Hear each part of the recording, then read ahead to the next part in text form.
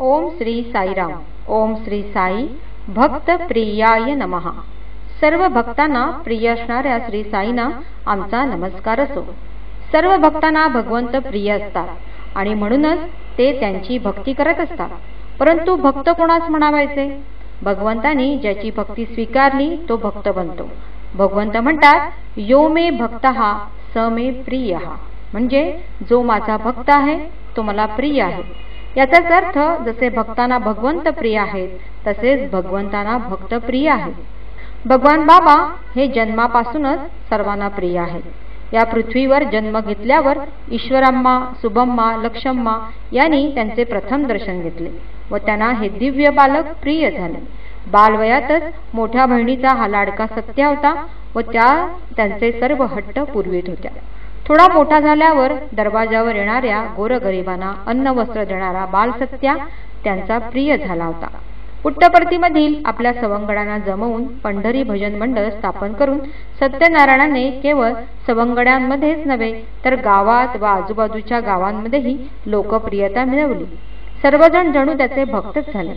परंतु या परमेश्वराचे पृथ्वीवर अवतरण झाल्यावर लौकिक अर्थाने भक्त म्हणता येईल असा पहिला भक्त म्हणजे स्वामींचे आजोबा श्री कोंडमराजू.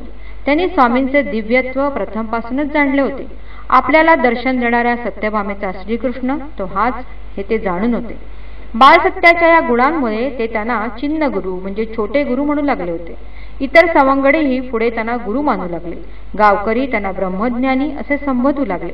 अवतार धारण करण्यापूर्वी स्वामींचा महिमा आजूबाजूच्या गावांमध्ये पसरला होता. अवतार धारण केल्यावर त्यांचा कीर्ती सुगंध सर्वत्र दरवळू लागला. दूरदूरवरून माणसे आपल्या इच्छित मनोकामना घेऊन येऊ लागले व आपल्या प्रिय भगवंतांचे भक्त बनले. भक्तांना प्रिय असणारे स्वामी त्यांच्या इच्छित मनोकामना कशा पुरवतात हे खालील घटनांवरून स्पष्ट होते. सुब्बम्मांना स्वामी अत्यंत प्रिय होते. परंतु ज्यावेळी त्यांचा मृत्यू झाला त्यावेळी स्वामी पुट्टपर्तीमध्ये नव्हते. 2 दिवस सुब्बम्मांचे शव तसेच ठेवण्यात आले, ज्यावरील तेज कायम होते.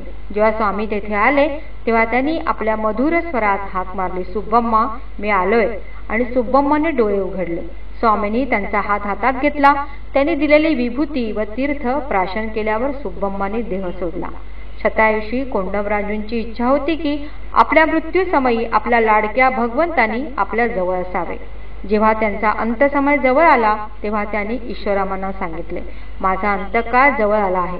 जेव्हा ईश्वराम्मा त्यांना तुळशीपत्र घातलेले पाणी पाजू लागल्या तेव्हा कोंडमराजूंनी त्यांना थांबविले आणि त्याच वेळी स्वामींचे आगमन झाले. आजोबांच्या इच्छेनुसार स्वामी पाणी पाजू लागतात. कोंडमराजू म्हणाले, स्वामी आधी हे पाणी तुम्ही प्या आणि मग उरलेले पाणी मला पाजा. स्वामींनी आपल्या या प्रिय भक्ताच्या विनंतीनुसार तसेच केले आणि स्वामींनी दिलेले तीर्थ प्राशन करून त्यांनी आपले जीवित कार्य संपविले. भक्तांना प्रिय असणारे स्वामी आपल्या भक्तांच्या हृदयपूर्वक केलेल्या प्रार्थनांचा स्वीकार करून त्यांचा उद्धार करतात. ओम श्री सत्यसाई नाथार्पणमस्तु.